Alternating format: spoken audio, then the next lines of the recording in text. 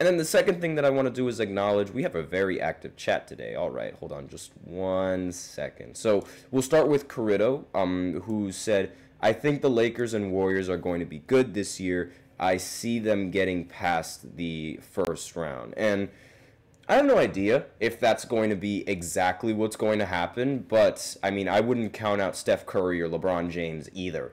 And depending on how things work, considering, like, they're both going to be heavy on the three-point shot. And it's like you live by the three and you die by the three. So we really we have to see exactly how well their teams can shoot the three ball.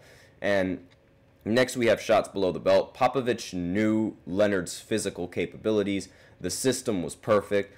Right, but again, like, I mean, if Kawhi Leonard would have stayed on the Spurs, then how do we know if he would have even won another championship? Because you could argue that move, leaving the Spurs to go to Toronto, benefited his legacy. And towards the end, obviously, I mean, like, when his time on the Clippers is just a complete failure, I totally understand that.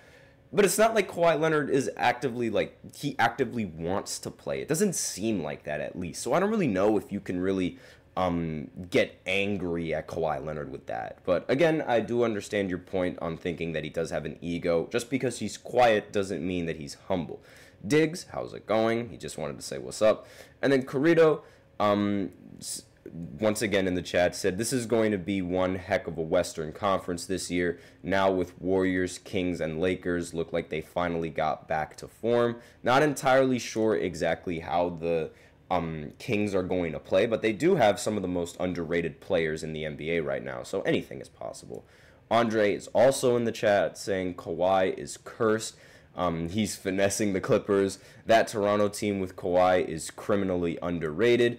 I mean, yes, they are criminally underrated, but we all know that Raptors team wasn't going to win the finals if Kevin Durant and Klay Thompson had not gotten hurt.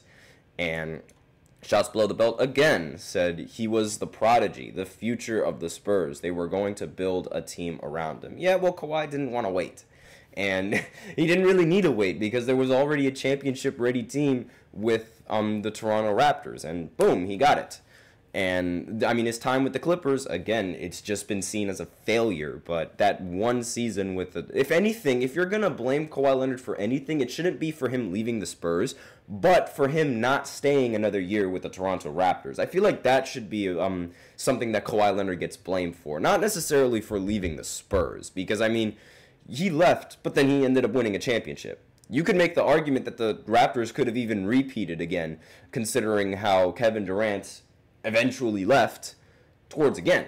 So, you never know. But yes, I mean, Kawhi Leonard, you know, he decided to leave the Raptors, then he went over to the Clippers, made commercials bragging about how LA was his city. So I do understand the thought process on you thinking that he might have an ego, because that's not necessarily untrue. Again, we don't know that. But aside from that, let's continue with this ESPN list. I literally spent so much time talking about Kawhi Leonard that I couldn't even get through this list. So we left off at, I believe, 24 or 25. I'm not entirely sure. But directly under Damian Lillard, which was 23, was Paolo Banchero. And directly after that was Kyrie Irving at number 25. I don't really got a problem with that. I think that Kyrie Irving is a fantastic player. He's definitely better than the previous year that he was playing basketball. So I have no problem with him moving up all the way to 25. Same with Paolo Banchero. I think he's one of the more underrated players in the NBA as well. Same thing with number 26, which is where we start off this list, which is De'Aaron Fox. And to be fair, I think De'Aaron Fox is probably one of the most underrated point guards in the entire NBA. Like, nobody really talks about how good he is until he's, like, in the postseason. And he really only had that 1 year with the Kings when he was the 3rd seed, and then Steph Curry just said bye-bye. Or night-night, I guess you could say. Whatever keens your Steph Curry interest. And De'Aaron Fox, like, he's very underrated alongside with his teammate, and Domantas Sabonis. So him being ranked at number 26 behind Damian Lillard, I'm not entirely sure. Like, I don't really know if I would put De'Aaron Fox. At least, considering how De'Aaron Fox played last season, I really don't think I'd put Damian Lillard over De'Aaron Fox, just based off of the production and play last season. Same thing with Kyrie Irving. I actually think Kyrie Irving played a lot better than Damian Lillard did throughout the season. So I'm very surprised that either one of those point guards are ranked higher than Dame. Like, I don't have a problem exactly with the spot that they're at, but I do have a problem with the spot where Damian Lillard is at. And even Kawhi Leonard, who's ranked higher than him, but that's a completely different argument. Next player on this list is Zion Williamson. He was ranked 57th in the previous season, and now he jumps all the way up to 27. And he played a career-high 70 games, averaging 22 points, 5 rebounds, as New Orleans advanced to its second postseason during his tenure. So even though I will say that they ended up making the playoffs without him, but aside from that, I really want Zion to succeed. Aside from LeBron and Giannis Antetokounmpo, he's one of the best finishers around the basket that I've ever seen. And even in the play-in matchup against the Lakers, he was incredibly clutch. I believe he dropped 40 points in that play-in matchup. He is a very solid player, and he's definitely one of the fewer players that actually uses his size to his advantage and can bully a lot of the bigger players in today's game. He's also a pretty solid offensive rebound, and again, just an overall solid rebound. Now I know that, his stats, they don't really seem like he's a dominant rebounder, because he's not, but he's a solid rebounder. That I think is something to write home about. And not to mention, that production, 22 points per game, it's not all that, but I do expect his production to slightly increase with the Pelicans, and especially if Brandon Ingram gets traded, because we still have no idea if Brandon Ingram's going to get traded.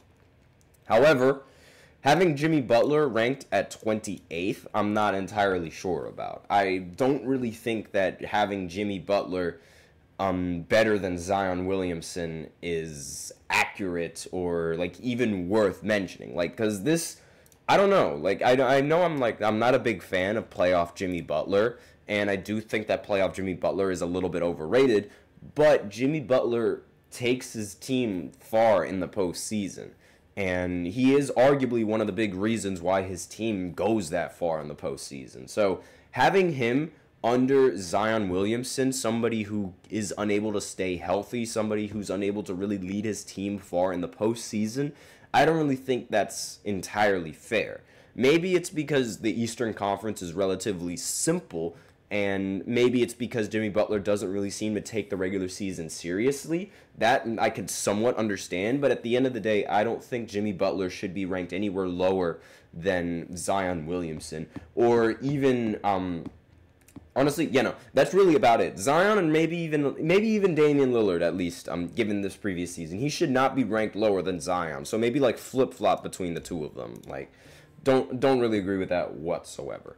Now let me just go ahead and look at the time. All right, so we're well past this second segment. So now we're going to go into an ad break, and then we're going to go ahead and continue with this list right after that break. So be sure to stay tuned if you guys are interested in the rest of this list.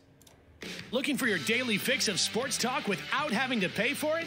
GSMC Sports Network is available on YouTube.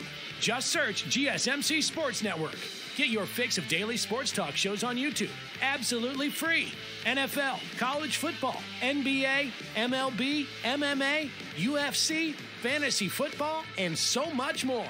GSMC Sports Network has shows running all day long, with new sports shows starting every 2 hours. Just like on your favorite cable sports channel, except GSMC Sports Network is absolutely free. Just search GSMC Sports Network on YouTube to catch one of your new favorite shows, like the GSMC College Football Podcast, Chip Shot Football Podcast, Hoops and Heels Women's Sports Podcast, GSMC Basketball Podcast, and so many more.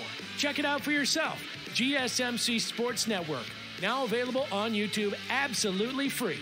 Search GSMC Sports Network on YouTube right now.